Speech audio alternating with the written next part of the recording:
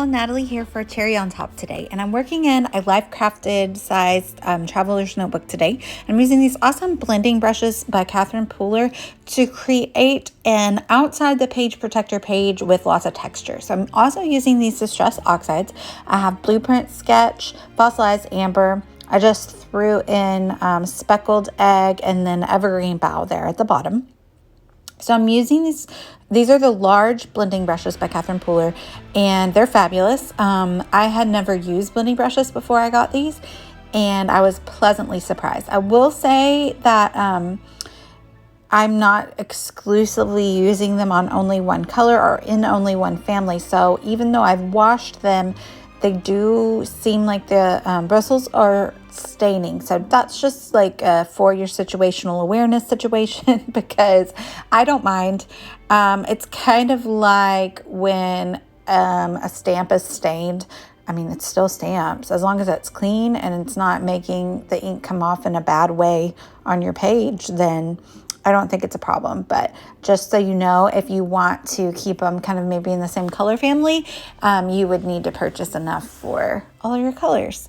But yeah, they work beautifully, and I'm just, I'm new at this, so if I can do it, anybody can do it, right? So you just get some color onto your brush and you do a circular motion.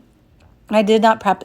This was just regular cardstock. I didn't prep it with any gesso or anything, and it applies very nicely to the paper. Now, once I add a new color, then I am going over that color with the previous to kind of blend them out. And I'm sorry if you can hear my dogs in the background. But yeah. So this layout that I am doing is of my son in the creek when we went on our vacation. So my idea was to use kind of like, he has blue shorts on and there's obviously green in the background of the page. So it's kind of like going off of those colors. But I wanted to use this stencil. You'll see it in a few minutes, but it kind of looks like pebbles. It's little circles. And so my idea was that it looked like pebbles. And so I would use that stencil with this blended background to create a lot of texture. So both of these pages are going to be outside of the page protector in my Life Crafted album. So I'm going to leave that to dry for just a few minutes. And there you have it. It's super beautiful. Kind of don't even want to mess it up. But there's the pebbly stencil that I have there. And I'm pretty sure that's from ACOT. But it's an older collection. And so I just took a baby wipe. And this is a super fun technique to use. But I'm just using the baby wipe through the stencil, and I'm making sure it stays still. I know I should have like taped everything down, but I'm too lazy to do that. So as long as everything doesn't shift, you're fine. But look what happens when I remove it. So I removed the color where the stencil was with that baby wipe. And so it leaves this really cool looking texture and dimension on the blended background. So just make sure you don't rub too hard through the stencil, because it will kind of make the paper peel up. But yeah, this is a super simple technique, right? So I'm now using just regular water, and I'm splattering it on the thing, on the blended background, to make just additional interest, because that will do the distress oxidation. And then lastly, once that dries, I'm just taking some pearlescent texture paste, and I'm just rubbing it through the stencil in a few areas, just because like when you're in the water, you can see some glistening rocks underneath. There were a lot of cool rocks. We went rock hounding on this trip. It was fun. So I set that aside to dry, and I'm just gonna work on the photo side. I have this full-size picture, but it doesn't quite fit on the full-size page here, so I am going, but also I don't know if this is just me, but I'm having trouble with this 8x10 paper that I have. Maybe it's just cheap, but it fades a little bit, or it comes off on my fingers a little bit. So I like to put a little tag or a strip of paper or something on the full-size photo to give the user or the reader a place to turn the page without touching the photo. So that's kind of my intention with this.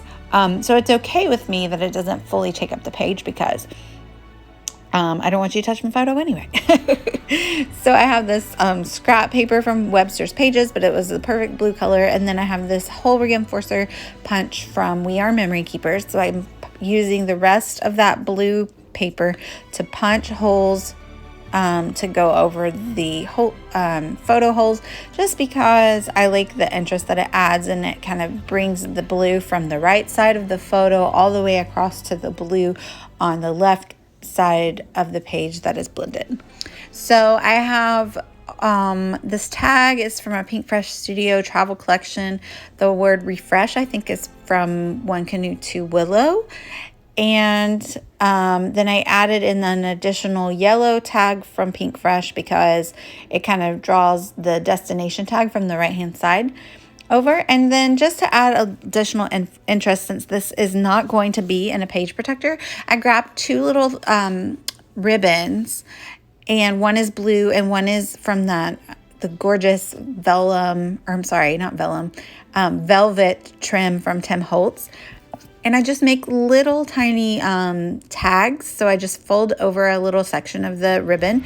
I'm using my tiny attacher to just attach them to a little piece of paper before I attach them to the back side of the journaling card, because I didn't want the staples going through the journaling card, because I wanted to write in that space where the little ribbon tags are.